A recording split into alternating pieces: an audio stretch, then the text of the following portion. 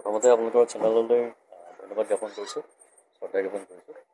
আৰু স্বাভাৱিকতে আচলতে এনেকুৱা এটা সুখবৰ হ'লে ভালেই লাগে, কিন্তু আৰু ভাল লাগিব যদি সুন্দৰকৈ যদি নিয়াৰিকৈ নিষ্ঠা সহকাৰে দেশ মাতৃৰ সেৱা কৰিবলৈ, জনতাৰ সেৱা কৰিবলৈ যিদৰে পাইছে, আশা ৰাখিছোঁ কামবোৰ ভালকৈ কৰক, নিয়াৰিকৈ কৰক। তেওঁক যি দায়িত্ব দিয়া হৈছে, দায়িত্ব যদি নিষ্ঠা সহকাৰে পালন কৰিব পাৰে তেতিয়াহ'লে আমি সুখী হ'ম। কিন্তু এই যাত্ৰা যিটো কৰিছিলে, তেনেই প্ৰথমতে সাংস্কৃতিক এজন যুৱক আছিল, সংস্কৃতিৰ লগত জড়িত আছিল। তাৰ পিছত গৈ এনেকৈ এতিয়া ৰাজনীতিলৈ গৈ ৰাজনীতিত গৈ এনেকৈ আগুৱাই গৈছে। আমি ঘৰখনো আমি ভাল পাইছোঁ। প্ৰথম ৰাজনীতিবিদ বুলি ক'ব লাগিব। আমাৰ ঘৰত ৰাজনীতিৰ মানুহ নাই আচলতে কথা ক'বলৈ গ'লে। সংস্কৃতিৰ লগত জড়িত মানুহ আছে, কিন্তু ৰাজনীতিৰ লগত জড়িত মানুহ খুব কমেই। আৰু সি গৈ যিদৰে ককাইদেউ আগবাঢ়ি গৈছে আৰু আমি সুখী হৈছোঁ, যথেষ্ট ভাল পাইছোঁ। কিন্তু আমি আৰু সুখী হ'ম যেতিয়া দেখিম আজিৰ পৰা যদি 5 বছৰৰ পিছত বা এটা সময়ত গৈ দেখোঁ যে যেনেকৈ ধৰণে এটা পদবী পাইছিল দেশৰ মাতৃৰ সেৱা কৰিবৰ কাৰণে, জনতাৰ সেৱা কৰিবৰ কাৰণে, আৰু এই সেৱা যদি আমি শেষ পৰ্যায়ত যেতিয়া দেখিমগৈ যে ভালকৈ কৰিছে, সঁচাই কৰিছে, আৰু যেতিয়া জনতাৰ অন্তৰত সোমাব পাৰিব, তেতিয়া আমি যথেষ্ট সুখী হ'ম। আচল সুখটো আমি তেতিয়াহে পাম, আৰু কৃতকাৰ্যটো আমি তেতিয়া হৈছে বুলি ভাবিম।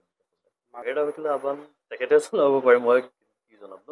তথাপি কৈছোঁ যে সেৱাটো নিজৰ শিপাডালতো থাকিবই লাগিব। প্ৰথমতে নিজৰ শিপাডাল, মাৰ্ঘেৰিটাৰ প্ৰতি দায়বদ্ধতা থাকিবই, দায়িত্ব থাকিবই, অসমৰ প্ৰতি দায়িত্ব থাকিবই। লগতে সমগ্ৰ দেশৰ বাবে যদি ভালকৈ কাম কৰিব পাৰে তেতিয়াহ'লে পুনশ্চ কৈছোঁ, সেইখিনি আমি আশা কৰিছোঁ। সেয়া আমি এতিয়ালৈকে গম পোৱা নাই, কিন্তু আমি গধূলিলৈ গম পাম নিশ্চয়। আৰু শপত গ্ৰহণ আছে। আমি এতিয়া এইখিনিয়ে গম পাইছোঁ যে পাইছে বুলি শুনিছোঁ। ইয়াৰ পিছৰখিনি আপোনালোকৰ আশীৰ্বাদ কামনা কৰিছোঁ। আপোনালোকৰ চেনেললৈ ধন্যবাদ জ্ঞাপন কৰিছোঁ। আৰু অসমবাসীৰ লগতে ভাৰতবাসীৰ আমি আশীৰ্বাদ কামনা কৰিছোঁ, যাতে দাদাই সুন্দৰকৈ নিয়াৰিকৈ নিজৰ কামখিনি কৰি যাব পাৰে। ধন্যবাদ। পুত্ৰ হিচাপে মই আনন্দিত। এই ৰাইজৰ আশীৰ্বাদতেই ইমানখিনি আগবাঢ়িছে বুলি মোৰ অন্তৰৰ পৰা অনুভৱ কৰিছোঁ। আজি পুনৰ পবিত্ৰ তাৰ বাবে আমাৰ সকলোৱে আমি খুব সুখী অনুভৱ, বহুত সুখ পাইছোঁ, আনন্দ পাইছোঁ।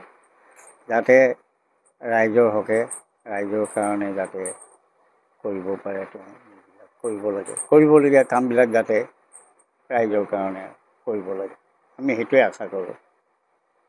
ৰাইজৰ আশীৰ্বাদতেইতো পাইছে, গতিকে ৰাইজৰ হকে যাতে কৰিব লাগে। সৰুৰ পৰা তেনেধৰণৰ নাছিলে। যেতিয়া ওপৰ শ্ৰেণীলৈ গ'ল, তাৰ পিছৰ পৰা মেট্ৰিক পাছ কৰাৰ পিছৰ পৰা দেখি শুনি ৰাজনীতি হেৰিয়াত ভাল পাই বোধ কৰোঁ তেওঁ তাত অংশগ্ৰহণ কৰে। বিশেষ মই একো তাৰ হেৰিটো ক'ব নোৱাৰোঁ, তেওঁ নিজেই জানিব সেইটো কথা, যে যেতিয়া ৰাইজৰ কাৰণে যেতিয়া আগবাঢ়ি গৈছে, ৰাইজৰ কাম কৰিবই লাগিব ভাল ধৰণে।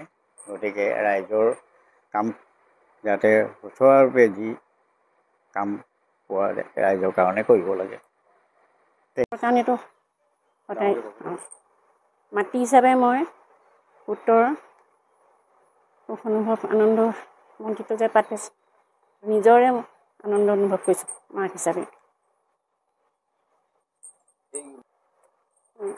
ৰাইজৰ আশীৰ্বাদত ইমানখিনি কৰিবলৈ, তেখেতলোকৰ আশীৰ্বাদতে সমাজৰ হকে কাম কৰিবলৈ পাৰিছোঁ। ৰাজনীতিৰ লগত এনেধৰণৰ কি জড়িত আছিল নেকি?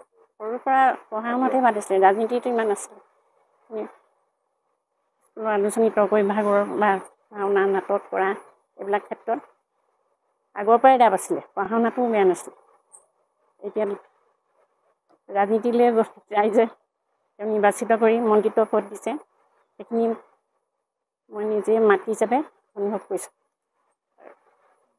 কি হয়, ৰাইজৰ হৈ কৰ্মনিষ্ঠাৰে কাম কৰিব বুলি মই ভগৱানৰ ওচৰত সদায় আশীৰ্বাদ কৰিছোঁ, যাতে মাৰ্ঘেৰিটাবাসীৰ কাৰণে তেওঁ আগবাঢ়ি যায়, যিখিনি কৰিব পাৰে হাতত লৈ নিজৰ জন্মভূমি জেগাটুকুৰা সদায় তথা অসম হৈ ভাৰতৰ এখন নিষ্ঠাৱান হিচাপে কৰ্মত আগবাঢ়িব বুলি ভগৱানৰ ওচৰত মই সদায় আশীৰ্বাদ কৰিছোঁ।